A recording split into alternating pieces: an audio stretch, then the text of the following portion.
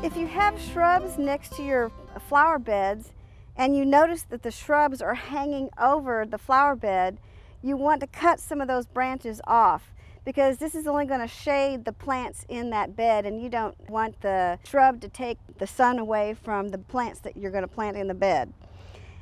And when you do cut a shrub away, you got to find the end of where it's coming out, either from the ground or from another shoot.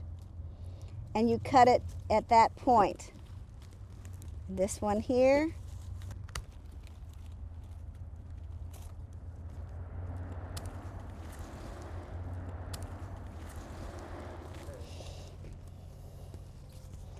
Removing these two branches will not hurt the plant, and it will keep the sun on the flowers in the bed and not shade them with these two branches.